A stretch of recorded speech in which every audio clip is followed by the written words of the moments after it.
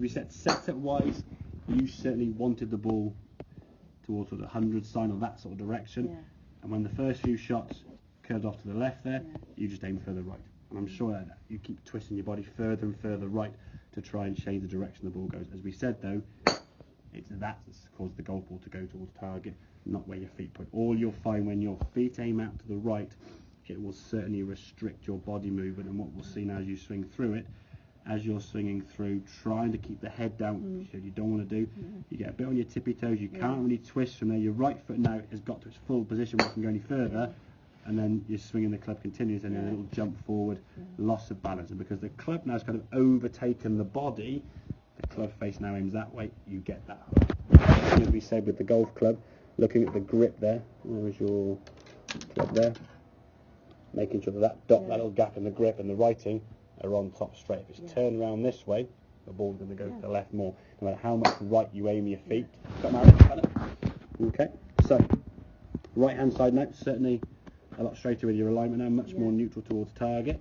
The sensation we said, it's almost like you're trying to crush that can under your left foot, okay, so keep the left foot down a little bit.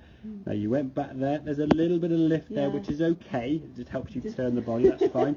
But as you come back to the golf ball now, okay, we're going to keep that left foot flat, club face back to the ball nice and square, and as we twist through, the left heel staying down and the lower half now twisting through a lot more. So your lower half and the swing, there's been no real stop with that, so it's a continual movement through there with right side, right knee, whereas this one, as you came through, it kind of stops and then, oh, hang on, and then we'll catch up.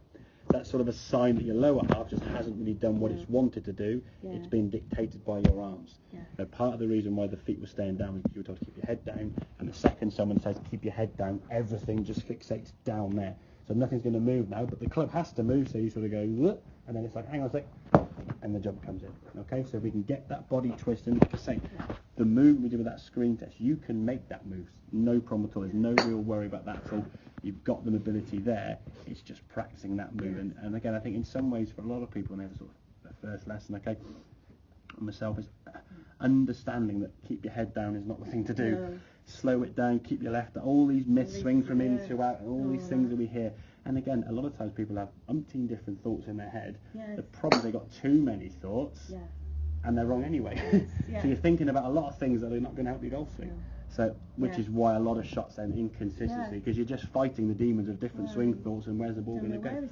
Exactly, and that's probably one of the worst feelings on the golf course. That exactly, if you know it's going to go left or right, you can kind of play for that.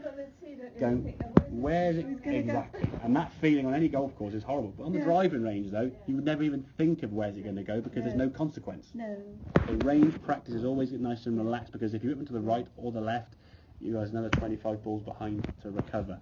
On the golf course, it's one shot and one shot only. So there's more pressure and more consequence on each shot, okay?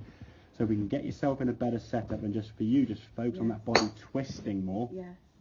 Let the lower half, keep the left heel crushing that can, and that right side's going to twist through a lot more, okay? Once that happens, your balance will be a lot better, because your lower half now is doing what it wants to do. It feels so much easier. Exactly, because top half and lower half are working together. Whereas this one here now, you can see your lower half's resisting about, I don't want to go, I don't want to go. Top half's like, we've got to carry on, but the lower half's thinking, well, I want to come through eventually, and then it eventually just gives way, and then you have the jump. That was minor. You had a couple that actually lost your balance forward. Now, if we're losing balance on a mat that's flat, with no wind, no fear of going the ball left or right, you put yourself on the side of the 8th fairway, for example, ball below your feet and you'll jump, you'll be falling down the back. So if we can get yourself stabilising the lower half, let it do what it wants to do, things can then start working together. Make sense? It does make sense. Excellent, good stuff.